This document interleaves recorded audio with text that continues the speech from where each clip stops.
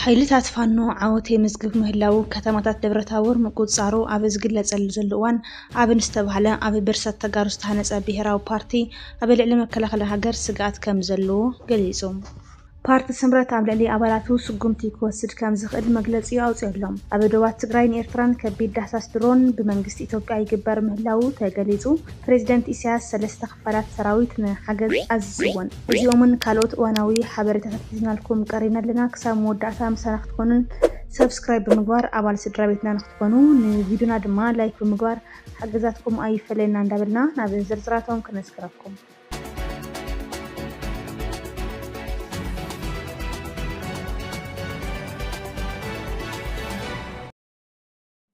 ኣብን ዝተባህለ ኣብ ፍርሰት ትግራዋይ ብሄር ዝተሃነፀ ብሄራዊ ምንቅስቃስ ኣምሓራ ኣብ ልዕሊ ሰራዊት ምክልኻል ሃገር ዘለዎ ጥርጣርን ስግኣትን ገሊፁ። ኣብዚ ኣብ ቀረባ እዋን ሓይልታት ምክልኻል ኢትዮጵያ ካብ ገለ ከባብታት እትክልል ብምንቅስቃሱ ሰብኣዊ ቅልውላውን ፀጥታዊ ሃጓፍን ፈጢሩ ከም ዘሎ እዩ ገሊፁ ዘሎ። ዝኸውን ዘሎ ሓይልታት ፋኖ ወታደራዊ ዓወታት የምዝገቡ ምህላዎም ኣብ ዝግለፀሉ ዘሎ እዋን እዩ። ፋኖ ብዝወሰዶም መጥቃዕትታት ንዞባ ደቡብ ጎንደር ከም ዝተቆፃፀረ ዝግለፅ ዘሎ ኮይኑ ባህር ዳር ንምቁፅፃር ኣብ ውሽጢ 30 ኪሎ ሜትር ርሕቀት ሓያል ውግእ ይካየድ ምህላው እውን ይግለፅ እዩ ዘሎ። ሰራዊት ብልፅግና ናብ ኣንፈት ትግራይ ምንቅስቃሱ ስዒቡ ሰራዊት ፋኖ ኣብ ዋና ከተማ ደቡብ ጎንደር ከተማ ደብረታቦር ኣትዩ ዘርኢ ምስልታት ተዘርጊሑ ኣሎ። እዚ ኩነታት ንተቃወምቲ ውድባት እቲ ክልል ሓዊሱ ምምሕዳር ባህር ዳር ኣብ ከቢድ ሻቅሎ ተኣትዩ ከም ዘሎ እዩ ዝግለፅ ዘሎ። ገስጋሳት ፋኖ ስዒቡ ካብቲ ክልል ተኸታተልቲ መግለፅታት እዮም ዝወፁ ዘለው። ቢሮ ሰላምን ፀጥታን እቲ ክልል ብዘውፅኦ መዘራረቢ መግለፂ ውግእና ምስ ሻዕብያ እዩ ብምባል ኣብቲ ክልል ይንቀሳቀሱ ንዘለው ሓይልታት ፋኖ ካብ ኣስመራን መቐለን ሎጂስቲክ ይቀርበሎም ከም ዘሎ እዩ ከሲሱ ነይሩ። ብተመሳሳሊ ድማ ኣብን ኣብ ቀረባ እዋናት ዝግበሩ ዘለው ወታደራዊ ምንቅስቃሳት ስዒቡ ግን ኣብቲ ክልል ስግኣት ፈጢሩ ከም ዘሎ ብምግላፅ እቲ ክልል መንግስትን መሪሕነትን ኣልቦ ኮይኑ ናብ ዘይተርፍ ህልውናዊ ሓደጋ ይምርሽ ምህላው ተኣሚኑ ፈፃሚ ስራሕ ኣብዚ እዋናዊ ኩነታት ተመልኪቱ ከም ዘተየ ብምግላፅ ኣብ ክልል ኣምሓራ ዝካየድ ዘሎ ንጥፈታት ብካልኦት ሓይልታት ይጭወሎ ብምባል ፖለቲካዊ ፍታሕ ክወሃቦ ፀዊዖም።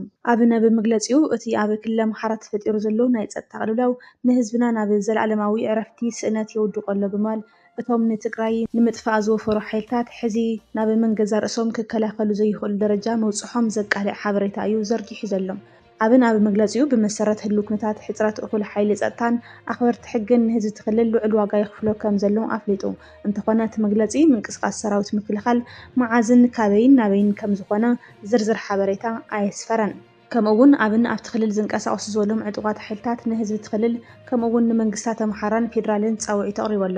ኣብቲ ክልል ዝንቀሳቀሱ ዘለው ኣብ ቀረባ እዋን ከም ዝተዋሃዱ ዝገለፁ ዕጡቃት ፋኖ ኮይኖም እቲ መግለፂ ስም እቶም ዕጡቃት ከይጠቀሰ ገለ ክስታት ኣቅሪበሎም። እቲ ውድብ ኣብቲ ክልል ዝካየድ ዘሎ ዕጥቃዊ ምንቅስቃስ ንቃልሲ ህዝቢ ኣምሓራ ዘይማእኸልን ጉዳያቱ ካብ ስርዓታዊ ቅርፂ ዘውፅን ክብል ከሲሱ። ብተወሳኺ ኣብ መግለፂኡ ፖለቲካዊ ገንፂ ኩናትን ንመሰረታዊ ሕቶታት ህዝቢ ክልል ኣምሓራ ምላሽ ከም ዘየምፅእ ገሊፁ ኣሎ። ኣብቲ ክልል ንዝንቀሳቀሱ ሓይልታት ኣብ ዘስምዖ መልእክቲ ድማ ብስም ህዝቢ ኣምሓራ ዝካየድ ዘሎ ኣዕናዊ ንጥፈታት ብኢድ ከዳዓት እናተመንዝዐ ይኸይድ ኣሎ ክብል ገሊፁ።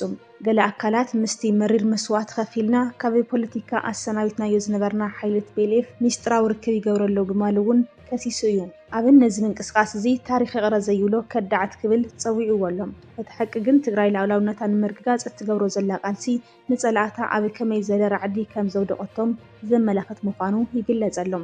እቲ መግለፂ ከም ዝሓበሮ እቲ ክልል ብሰንኪ እቲ ዝኣተዎ ናይ ኩናት ኣዙሪት ናብ ቁጠባዊ ድቀት ጥራይ ዘይኮነስ ናብ ስነ ኣእምሮኣዊ ቅልውላው ኣትዩ ይርከብ። እቶም ንህዝቢ ትግራይ ብጥሜትን ብመድሓኒትን እገዳ ንምብርካኽ ዝሰርሑ ዝነበሩ ሓይልታት ሕዚ ባዕላቶም ናብ ሰብኣዊ መሰላት ቅልውላው እናበሉ ክጫደሩ ምርኣይ እቲ ዘርእዎ ፅልኢ ሕዚ ባዕላቶም ይዓፅድዎ ምህላዎም ዘርኢ እዩ ዝብል ርእይቶ ይወሃብ እዩ ዘሎ። ኣብ መንጎ ፖለቲካዊ ሓይልታት ኣምሓራን መንግስቲ ፌደራልን ወይ ድማ መንግስቲ ብልፅግና ተፈጢሩ ዘሎ ናይ ሕድሕድ ምጥርጣር መረፃ 2018 ዓ.ም ክካየድ ሒደት ኣዋርሕ ኣብ ዝተረፈሉ እዋን ምዃኑ እዩ ዝግለፅ ዘሎ። ቢሮ ሰላምን ፀጥታን ክልል ኣምሓራ ግን 3 ለካቲት ኣብ ክልል ኣምሓራ ኣብ መላእ ኢትዮጵያን ዝካየድ ዘሎ ግጭታት ካብ መቐለን ኣስመራን መሪሕነት ሎጂስቲክን ይወሃበሎ ክብል ከሲሱ ነይሩ። ህዝባዊ ወያነ ሓርነት ትግራይ ህወሓት ብወገኑ መንግስቲ ፌደራል ሰራዊቱ ናብ ክልል ትግራይ የፀግዕ ከም ዘሎ ብምግላፅ ናብ ትግራይ ዝነፃፀረ ሓድሽ ወታደራዊ ምድላው ይግበር ከም ዘሎ ከሲሱ። ኤርትራ እውን ነቲ ብኢትዮጵያ ዝቐረበ ጥሕሰት ላዕላዊ ግዛት ኢትዮጵያ ምድጋፍ ዕጡቃት ሓይልታት ዝኸስስ መግለጺ ናይ ሓሶት ተቐና ክትብል ነጺጋቶ እያ። እዚ መግለጽታት ዝወጽእ ዘሎ ኣብ መንጎ ኣዲስ ኣበባን መቐለን ብሓደ ወገን ኣብ መንጎ ኣስመራን ኣዲስ ኣበባን በቲ ካልእ ወጥሪ እናዓረገ ኣብ ዝኸደሉ ዘሎ እዋን እዩ። መስራቲ ቴሌቪዥን ኢቢኤስ አቶ ኣማን ፍስሃጽዮን ካብ ዝዓለም ብሞት ተፈልዩ። መስራትን ዋና ኣካይዲ ስራሕ ቴሌቪዥን ኢቢኤስ አቶ ኣማን ፍስሃጽዮን ብሕማም 4 ለካቲት 2018 ዓ.ም ከም ዘዕረፈ እቲ ቴሌቪዥን ጸብጺቡ። አቶ ኣማን ፍስሃጽዮን ኣብ ኢትዮጵያ ናይ ብሕቲ ሳተላይት ቴሌቪዥን ፈነወ ገና ኣብ ምጅማሩ ኣብ ዝነበረሉ እዋን ኢቢኤስ ቲቪ ብምስራት ኣብ ዘመናዊ ሚድያ ኢንዱስትሪ እቲ ሃገር ዓብዪ ኣሰር ዝገደፈ በዓል ሃፍቲ ነይሩ። ከምኡውን ኣብ ወጻኢ ዝነብሩ ኢትዮጵያውያን ምስ ባህልን መንነትን ሃገሮም ኣብ ምትእስሳር ዓብዪ ተራ ተጻዊቱ እዩ ተባሂሉ ይሙገስ።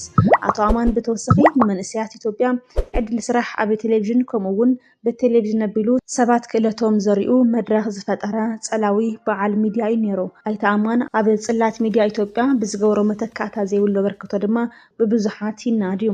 ሕልፈት አቶ ኣማን ፍስሃጽዮን ስዒቡ ቀዳማይ ሚኒስትር ኣብይ ኣሕመድ ሓዊሱ ብዙሓት ሰባት ሓዘኖም ይገልጸለው። ዘመናዊ መከላኸሊ ኣየር RSF ብሓይሊ ኣየር ሱዳን ከም ዝተደምሰሰ ሰራዊት ሱዳን ኣብ ዘውፅኦ መግለጺ ኣፍሊጡ ኣሎ። ሰራዊት ሱዳን ብዝወስዶ ዘሎ መጥቃዕቲ ኣብ ክልል ኩርዳፉን ትርከብ ስትራቴጂካዊ ከተማ ፓራ ኣብ ቁጽጥር ከም ዘውዕለ እዩ ኣፍሊጡ ዘሎ። ሰራዊት ሱዳን ንዘመናዊ ድሮናትን ስርዓት ምክልኻል ኣየርን RSF ከም ዘዕነወ ኣፍሊጡ። ሚስጥራዊ ኢድ ወጻኢ ሃገራት ተቃሊዑ ሰራዊት ሱዳን ኣብ ዘውፅኦ መግለጺ ናይ ሓይልታት ቁልጡፍ ደገፍ RSF ዝኾኑ ብርክት ዝበሉ ዘመናዊ ድሮናት ስርዓት ምክልኻል ኣየርን ብብርቱዕ ስርሒት ከም ዘዕነወ ኣፍሊጡ ኣሎ። እሱጉምቲ ዝውሰድ ዘሎ ኣብቲ ኩናት ሱዳን ናይ ወጻኢ ሃገራት ጣልቃ ምእታው እናወሰኸ ኣብ ዝኸደሉ ዘሎ እዋን እዩ። ሓይልታት ቁልጡፍ ደገፍ RSF ካብ ሕቡራት ኤሚሬት ዓረብ ዘመናዊ ድሮናት ይረኽቡ ኣለዉ ዝብል ክስታት ድማ ብተደጋጋሚ ክቐርብ ጸኒሑ እዩ።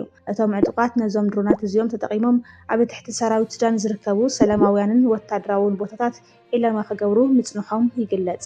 ሰራዊት ሱዳን ሕዚ ከም ዘረጋገጾም ነተን ኣብ ዳርፉርን ኮርዶፋንን ተዋፊረን ዝነበራ ናይ ቻይና ስራሓት ዝኾና CH-95 ድሮናትን FAK-2000 ዝተባህሉ ስርዓት ምክልኻል ኣየርን ብትክክለኛ መጥቃዕቲ ከም ዘዕነዎም ጭቡጥ ምስልታት ኣርእዮም። ተራ ናይ ወጻኢ ክኢላታትን ስልታዊ ምድኻምን ወታደራዊ ምንጭታት ከም ዝሓበርዎ እዞም ዝዓነዉ ዘመናዊ ኣጽዋር ብናይ ወጻኢ ክኢላታት ዝመሓደሩ ዝነበሩ ኮይኖም እዚ ድማ RSF ዘለዎ ናይ ስሩዕ ሓይሊ ኣየር ምስኣን ንምትካእ ዝተሓሰበ እዩ። ወሃቢ ቃል ዕጡቃት ሓይልታት ሱዳን ብርጋዴር ጀነራል ዓሲም ዓወድ ንጋዜጣ አል ሱዳኒ ኣብ ዝሃቦ ቃል እቲ ስርሒት ነቶም ናይ ድሮን መኽዘናት መርከቢ ክፋላት ብምዕናው ንዘይስሩዕ ናይ ኣየር ዓቕሚ RSF ንምብታን ዝዓለመ ምዃኑ ገሊጹ። ወታደራዊ ምዕባለ ኣብ ክልል ኮርዳፎን ኣብ ዝሕዚ እዋን እቲ ውግእ ኣብ ክልል ኮርዳፋን ኣዝዩ እናሓየለ ይኸይድ ኣሎ።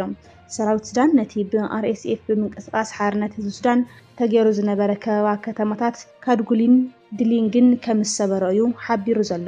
እቶም ሓይልታት ቁልጡፍ ደገፍ ወይ ድማ RSF ካብቲ ቀንዲ ሃገራዊ ጽርግያታት ድሕሪ ምስሓቦም ስዕረቶም ንምክሕሓስ ናብ ጽዑቕ ናይ ድሮናት መጥቃዕቲ ተመሊሶም ምህላው ተገሊጹ። ሰብኣዊ ቅልውላው ዒላማ ዝኾኑ ትካላትን እቲ ዘሕዝን ምዕባለ ድማ እቶም ሓይልታት ቁልጡፍ ደገፍ ነቶም ድሮናት ተጠቒሞም ኣብ ልዕሊ ሰብኣዊ ሓገዝ ዘመላለሳ መኻይን ኣብያተ ሕክምናን መጥቃዕቲ ይፍጽሙ ምህላዎም እዩ።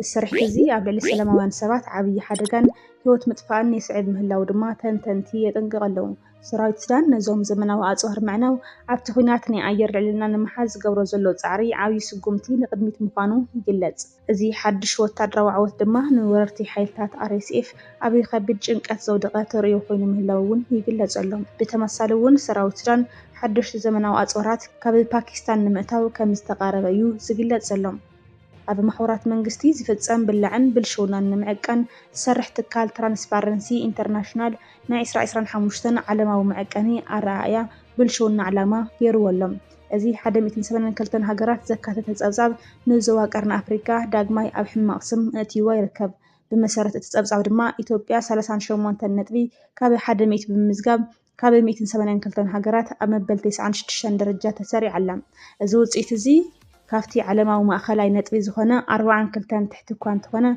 مسجورا وتهجرات كنت أزركل لجن إثيوبيا أبي زحشة بوتا تركب بتخلي شنخ إيرترا 10 سنة تطري بمزجاب كاب من العلم كافتن عزيم ببلشونة تتقع هجرات حنت خوين علم እዚ ጸብጻብ ወሲኹ ከም ዘመላኽቶ ኣብቲ ዞባ ዝርከባ ሶማልያን ደቡብ ሱዳንን 9 ነጥቢ ጥራይ ብምርካብ ኣብ መወዳእታ ተዘርዝር ተሰሪዐን ይርከባ።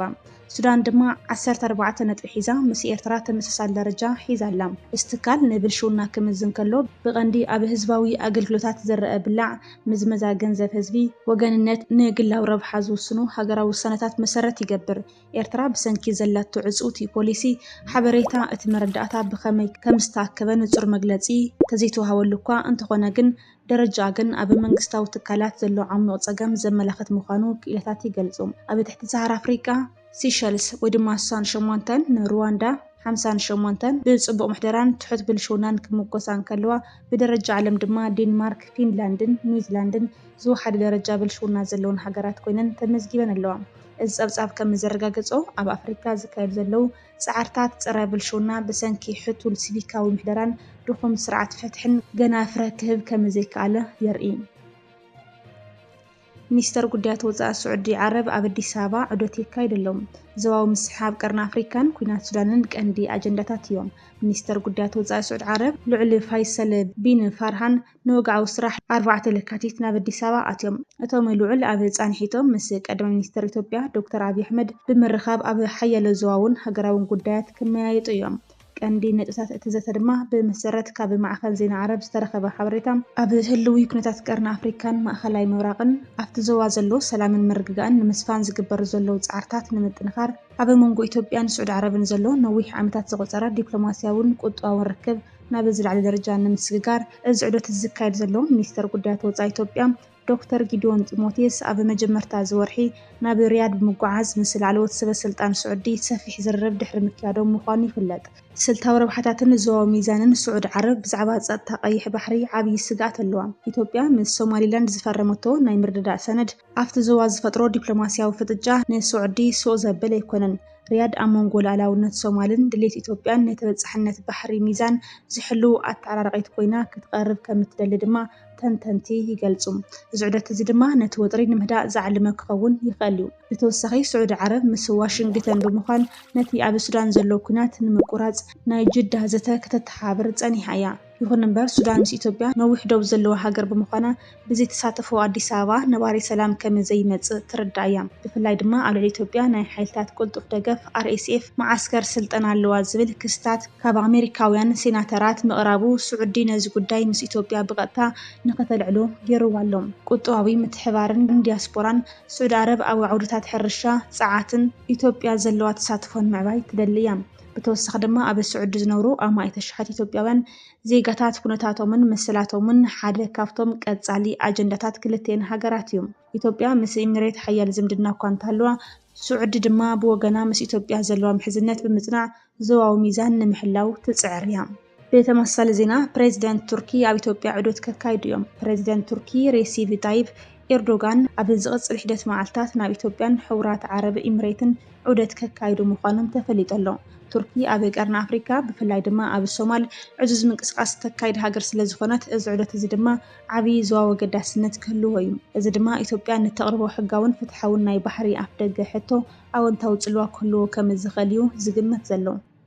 ካብ ውድብ ዲሞክራስያዊ ስምረት ትግራይ ዝተዋህበ ሓበሬታ ውድብ ዲሞክራስያዊ ስምረት ትግራይ ኣብ ህዝብና ኣጋጢሙ ዘሎ ዝተሓላለኸ ጸገም ዝፍታሕ ብሰላማውን ዲሞክራስያውን ንኩሉ ደቂ ብሄር ማእከል ዝገበረ ቃልስን ልዝብን ከም ዝኾነ ብጽኑዕ ይኣምን።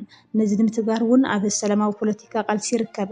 እንተኾነ ምስ እዋናዊ ኩነታት ተተሓሒዙ ብገለ ኣባላትን ኣመራርሓን ውድብና ኣብ ማሕበራዊ ሚድያ ዝውፅዑ ጽሑፋት ይኹን ሓሳባት ንውልቀ ጸሓፍቶም ወይ ተዛረብቶም እምበር ንውድብና ዘይውክሉ ምዃኖም ንመላእ ህዝብና ክነፍልጥ ንፈቱ ኢሉ። ቅዋምን መግለጽን ብስሩዕ ናይ ውድብና ድሕረ ገጽ ብስርዓት ሚድያታትን ዝግለጽ ምዃኑ እንትንሕብር ኩሎም ወገናት ካብ ሓርፋፍ ፖለቲካ ጎስጓስ ተቆጢቦም ንህዝቢ ትግራይ ናብ ንቡር ናብርኡ ዝምልስሉ ርግዓት ዝሰፍነሉ ሰላም ዝስብኸሉ ዳግም ህንጸትን ሕወትን ኣብ ዝሰላሰለሉ ጎስጓሳት ክዓስሉ ዝውጥሕ ባይታ ክፍጠሩ ንጽውዕ ኢሉ